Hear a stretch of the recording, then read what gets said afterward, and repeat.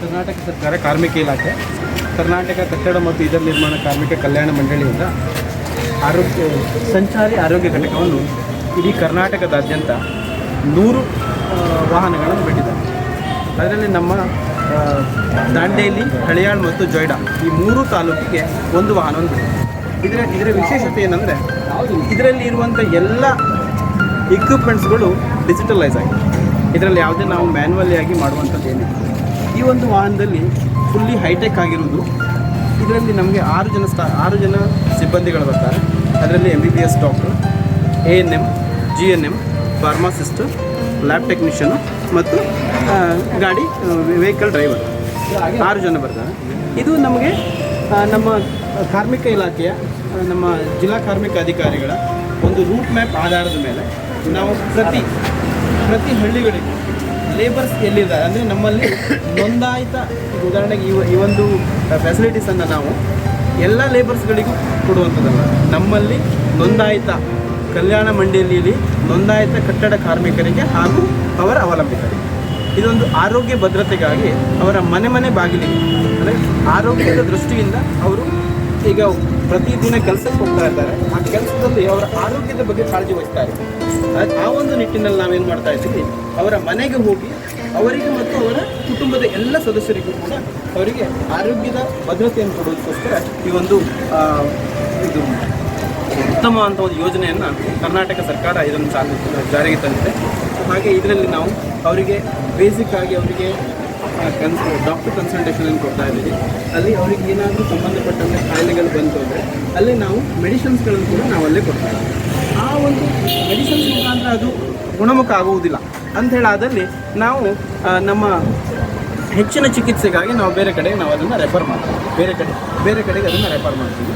ತದನಂತರ ಅವರು ನಮ್ಮಲ್ಲಿ ಆರೋಗ್ಯ ಭಾಗ್ಯ ಅಂತೇಳಿದೆ, ಚಿಕಿತ್ಸಾ ಭಾಗ್ಯ ಅಂತೇಳಿ ಅದರಲ್ಲಿ 2 ಲಕ್ಷ ರೂಪಾಯಿ ತನಕ ನಾವು ಇಲ್ಲೇ ಕೂಡ ಒಂದು ಹೆಚ್ಚಿನ ಚಿಕಿತ್ಸೆಗಾಗಿ ಕ್ಲೇಮ್ ಮಾಡ್ಬೋದು. ಅದಕ್ಕಿಂತ ಜಾಸ್ತಿ ಏನಾದರೂ ಮೇಜರ್ ಡಿಸೀಸ್ಗಳು ಬಂದಲ್ಲಿ ನಾವು ಕುಟುಂಬ ಕಲ್ಯಾಣ ಇಲಾಖೆಯಿಂದ ಆಯುಷ್ಮಾನ್ ಯೋಜನೆಯಲ್ಲಿ ಅಡಿಯಲ್ಲಿ ನಾವು ಅವರಿಗೆ ಆ ಯೋಜನೆ ಅಡಿಯಲ್ಲಿ ಅವರು ಬಂದಿಲ್ಲ ಅಂದರೆ ಅವರನ್ನು ಆ ಯೋಜನೆ ಅಡಿಯಲ್ಲಿ ಬಂದುಬಿಟ್ಟು ಅವರಿಗೆ ಅಪ್ಟು ಆಯುಷ್ಮಾನಲ್ಲಿ ಯಾವ ರೀತಿ ಒಂದು ಚಿಕಿತ್ಸೆಗಳು ದೊರಕ್ಬೋದು ಆ ಎಲ್ಲ ಚಿಕಿತ್ಸೆಗಳನ್ನು ಕೊಡಿಸುವಂಥ ಒಂದು ಮಹತ್ವಾಕಾಂಕ್ಷಿ ಯೋಜನೆ ಆಗಿದೆ. ತಮ್ಮ ಹೆಸರು? ನನ್ನ ಹೆಸರು ಜಯಂತ್ ನಾಯ್ಕ್ ಅಂತ. ನಾವು ಜೋನಲ್ ಹೆಡ್ ಇದ್ದೇನೆ, blossom multi speciality hospital, Bengaluru. ಇದು ಪ್ರತಿದಿನ ದಾಂಡೇಲಿ, ಹಳಿಯಾಳ, ಜೊಯ್ಡಾ ತಾಲೂಕಿನ ಹಳ್ಳಿಗಳಿಗೆ ಭೇಟಿಯನ್ನು ನೀಡಿ ವಿಶೇಷವಾಗಿ ಕಾರ್ಮಿಕ ಇಲಾಖೆಯಡಿ ನೋಂದಾಯಿಸಲ್ಪಟ್ಟ ಕಾರ್ಮಿಕರಿಗೆ ಮತ್ತು ಅವರ ಕುಟುಂಬಸ್ಥರಿಗೆ ಆರೋಗ್ಯ ಸೇವೆಯನ್ನು ನೀಡುವ ನಿಟ್ಟಿನಲ್ಲಿ ಈ ಆರೋಗ್ಯ ಸಂಚಾರಿ ಘಟಕ ಆರಂಭವಾಗಿದೆ. ಕೆಲವೊಂದು ಸಂದರ್ಭಗಳಲ್ಲಿ ಸಾರ್ವಜನಿಕವಾಗಿ ಆರೋಗ್ಯ ಕ್ಯಾಂಪ್ಗಳನ್ನು ಮಾಡುವಂಥ ಸಂದರ್ಭದಲ್ಲಿ ಈ ಸಂಚಾರಿ ಆರೋಗ್ಯ ಘಟಕದ ಸೇವೆಯನ್ನು ನಿಮಗೆ ಕೊಡಲಿಕ್ಕೆ ಸಾಧ್ಯತೆ ಇದೆಯಾ? ನಾನು ಮಾಹಿತಿಗಾಗಿ ಅಷ್ಟೇ ಕೇಳ್ತೇನೆ. ಇದರಲ್ಲಿ ನಮಗೆ ಒಂದು ಇಲಾಖೆಯ ಆದೇಶ ಏನಿದೆ, ನಮ್ಮ ಕನ್ಸ್ಟ್ರಕ್ಷನ್ ಬೋರ್ಡ್ ಏನಿದೆಯಲ್ಲ ಆ ಕನ್ಸ್ಟ್ರಕ್ಷನ್ ಬೋರ್ಡಲ್ಲಿ ಆ ಕಲ್ಯಾಣ ಮಂಡಳಿ ನೋಂದಾಯಿತ ಕಟ್ಟಡ ಕಾರ್ಮಿಕರಿಗೆ ಮಾತ್ರ ಹಾಗೂ ಅವರ ಅವಲಂಬಿತರಿಗೆ ಮಾತ್ರ ನಾವು ಅವರಿಗೆ ಈ ಒಂದು ಸೌಲಭ್ಯಗಳನ್ನು ಕೊಡಲಿಕ್ಕೆ ಸಾಧ್ಯ. ಉದಾಹರಣೆಗೆ ಬೇರೆ ಕಾರ್ಮಿಕರಿಗೆ ಇದನ್ನು ನಾವು ಕೊಡಲಿಕ್ಕೆ ಸಾಧ್ಯ ಇಲ್ಲ. ಇದು ಓನ್ಲಿ ನೋಂದಾಯಿತ ಕಟ್ಟಡ ಕಾರ್ಮಿಕರಿಗೆ ಮಾತ್ರ, ನೋಂದಾಯಿತ ಕಟ್ಟಡ ಕಾರ್ಮಿಕರಿಗೆ ಮತ್ತು ಅವರೆಲ್ಲ ಅವಲಂಬಿಸಲ್ಪಟ್ಟವರು. ಧನ್ಯವಾದಗಳು.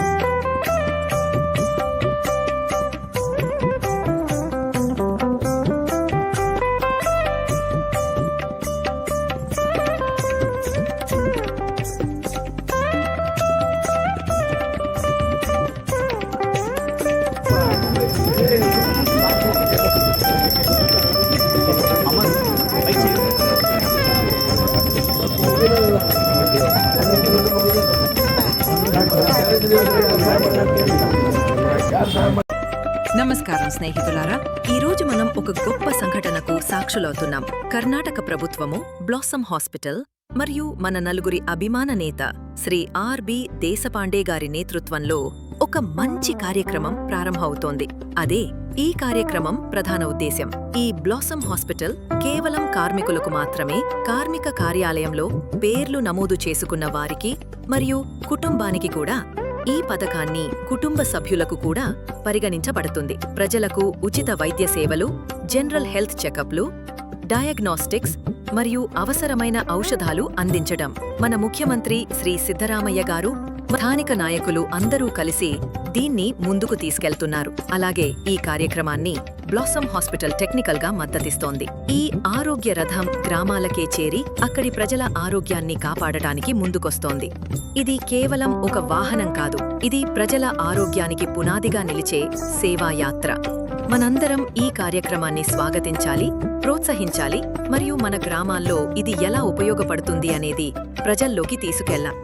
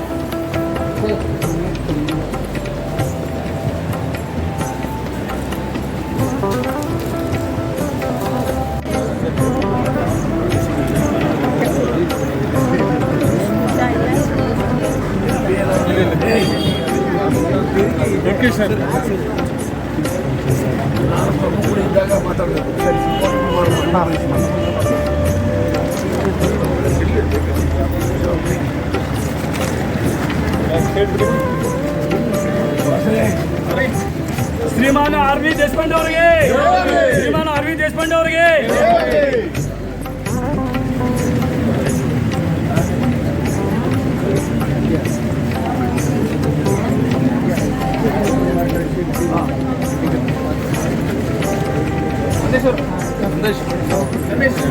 ಸಂದೇಶ್